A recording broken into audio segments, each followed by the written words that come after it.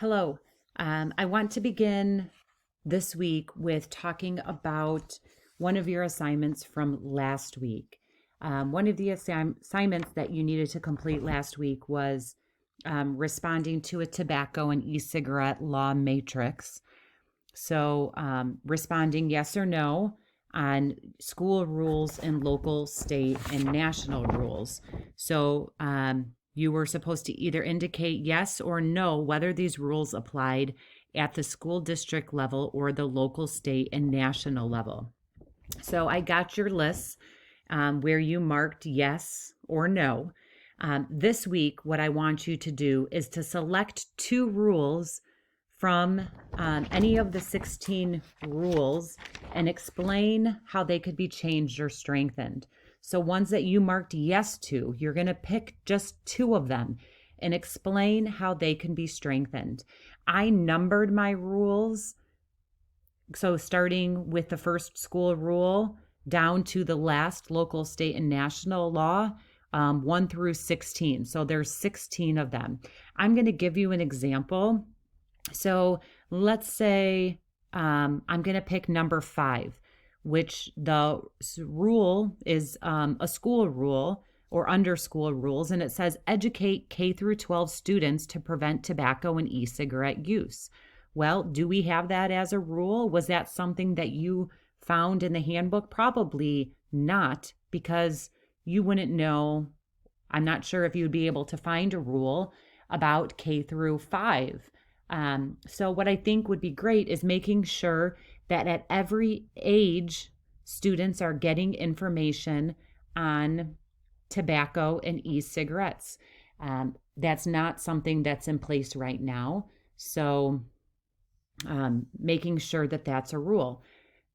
How could we do that? We could do that by putting in a rule into our handbook that at maybe upper elementary, so 3 through 12, that every school year students are getting information on tobacco and e-cigarette prevention.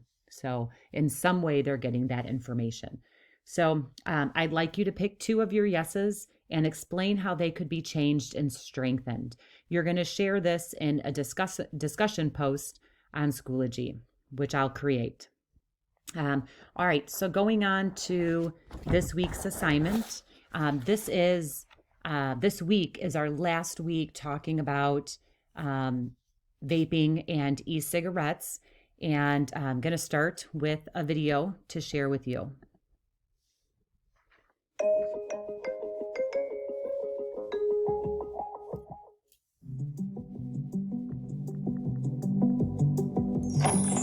People have been smoking for at least 7,000 years, but it wasn't until the 1800s that cigarettes became the smoke of choice, after machines were developed to mass produce them. 200 years later, in 2003, the electronic cigarette was invented in China, and since then the use of e-cigarettes, also called vaping, has grown exponentially around the world. E-cigarettes are electronic devices that vaporize a flavored liquid.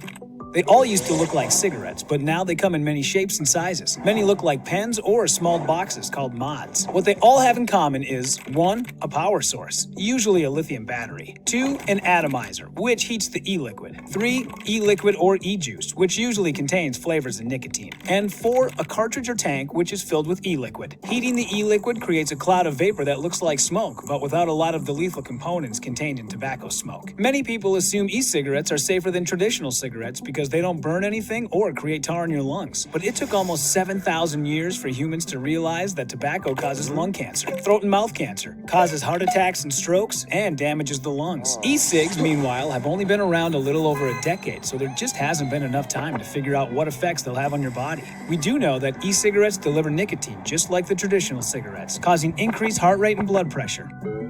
Nicotine also has powerful effects on the brain. It releases rewarding neurotransmitters in the brain, like dopamine, and changes brain chemistry. It is a stimulant, making people feel more alert, but when it goes away, people crave it even more. It can interfere with the body's own natural ability to make dopamine, and soon the user needs nicotine just to feel normal. The developing brain of teenagers is the most vulnerable to these effects. The powerful addictive nature of nicotine is so high that it's comparable to heroin and cocaine. Besides nicotine, e-cigarettes contain chemical solvents. When heated very high by some some of the new e-cigarette devices, these solvents can be transformed into formaldehyde, which is a carcinogen. It causes cancer. These observations are concerning, but we really do not know what the long-term effects from inhaling these chemicals in your lungs will be. E-cigs contain many other chemicals to generate enticing flavors. In fact, there are almost 8,000 different flavors available today, so we don't know very much about many of them. We do know that some of the butter flavorings contain diacetyl, which is famous for causing popcorn lung. Popcorn lung is a disease called bronchiolitis obliterans, which is basically an irreversible scarring and destruction of the delicate lung tissue that can kill you.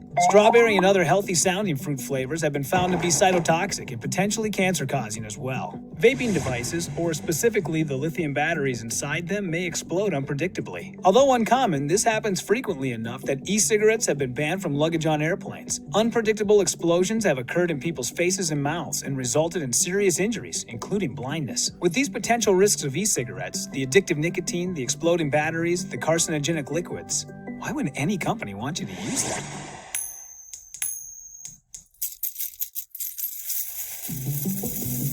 Sales of e-cigarettes approach $8 billion per year and are increasing. The truth is, tobacco cigarettes kill about 50% of people who use them. So tobacco companies, known as Big Tobacco, need to keep recruiting young people to become addicted in order to stay in business. Here are some actual documented quotes from tobacco executives. "We don't smoke that shit. We just sell it. We reserve the right to smoke for the young, the poor, and the stupid. The base of our business is the high school student. The fragile self-image of the young person needs all the support it can get. Smoking may appear to enhance that self-image. Studies show that when people start to smoke in their teens, they become addicted and stay smokers as they grow older, even those who swear they will never become addicted. Many of the same strategies that Big Tobacco used to hook your grandparents into smoking tobacco cigarettes have simply been modified and are being used today with an e-cig in place of a tobacco cig.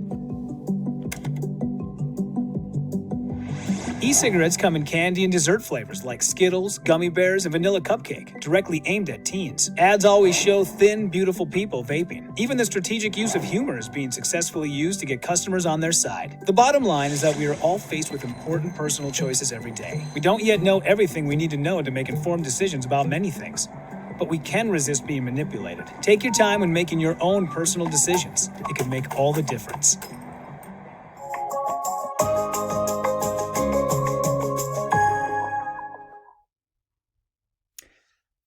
All right. Thank you. So some things I want to remind you of. Tobacco smoke harms nearly every single organ of the body, causes many diseases, and reduces the health of smokers. Quitting smoking lowers your risk for smoking related diseases and can add years back to your life. Cigarette smoking is the leading preventable cause of death in the United States. If you don't think that one's true, go ahead and look it up. And young people who smoke e-cigarettes become addicted to nicotine and eventually switch to regular cigarettes or become dual users with harmful consequences. There's going to be one final discussion post based on your thoughts on vaping and e-cigarettes. So based on all the information that you've received over the last couple weeks, what are your final thoughts on vaping and e-cigarettes?